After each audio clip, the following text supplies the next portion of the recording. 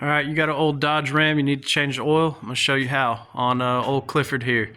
It's a good old truck, I'll never get rid of it. It's been running great. It's about 250,000 miles on it, but let's get to it. First, go ahead and pop your hood. If you don't know where that is, it's gonna be right under the dash, right here. And you can follow along with basically any car or truck. This is how you're gonna do your oil change. Go ahead and go underneath right here. There's a lever, pop that thing open. Let's go ahead and we'll take our oil cap off right here and then get going.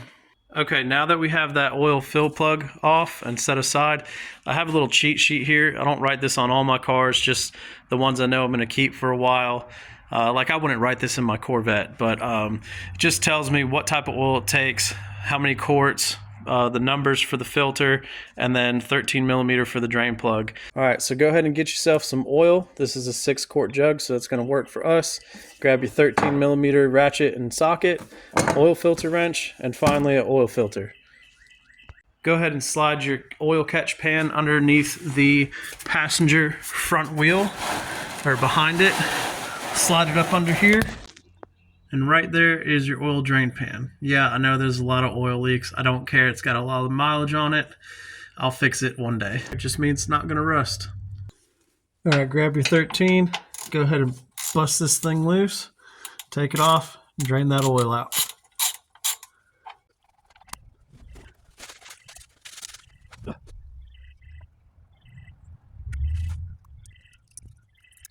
Once that oil is drained, put that drain plug back on, put your ratchet on it, and tighten it down.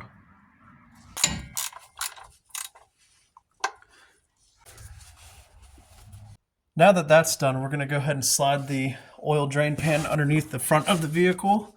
Look up right here, and there's your oil filter.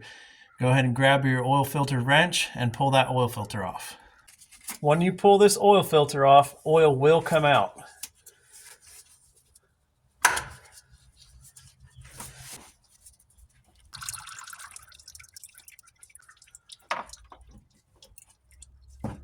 Once you have that oil filter off, go ahead and inspect the oil filter and make sure that this gasket is still on there and that is not up there on that mating surface.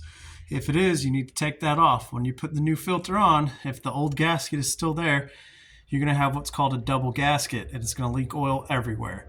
So go ahead and wipe that surface area off and we'll put the new filter on. Here's our new oil filter.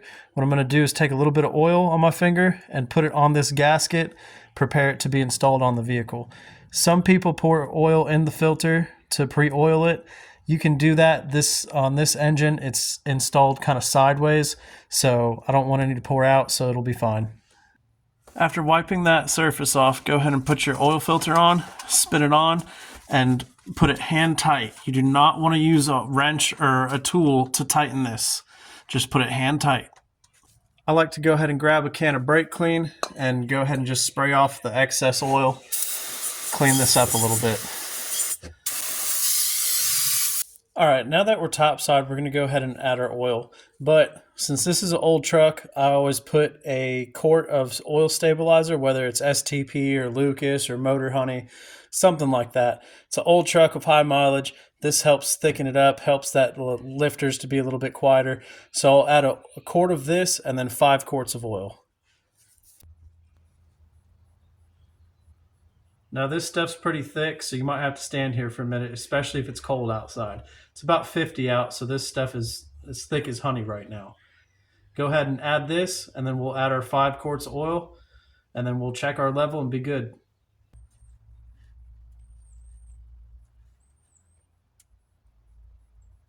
Now when you're adding your oil, Dodge decided to make this type of oil fill right here. It's a little different than other vehicles, but it goes down really slow. So when you're adding your oil, pay attention because you might start overflowing this cup, which is exactly what I did because I wasn't paying attention. So I wasted a little bit of oil and caused a little bit of a mess. So I'll just put the cap on here and spray all this down with brake clean and call it a day. Now that we've added our oil, we're going to go ahead and start the vehicle, let it run for about 10 to 15 seconds, and you want to watch this oil pressure gauge. Make sure it gets oil pressure.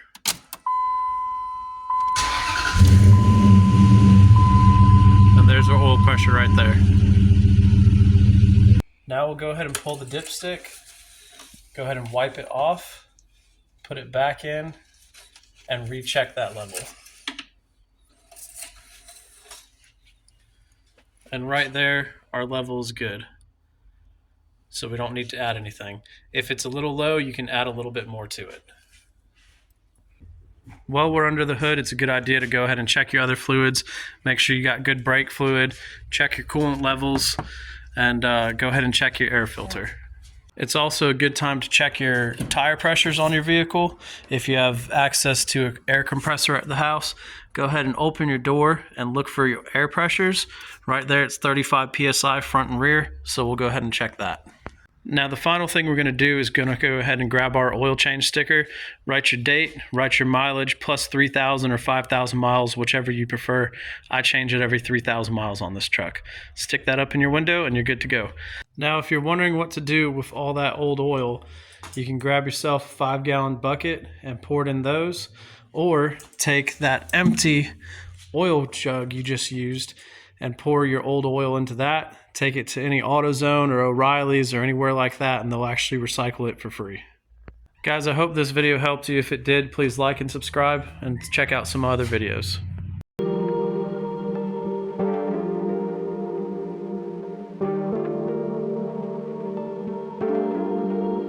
Take care now. Bye-bye then.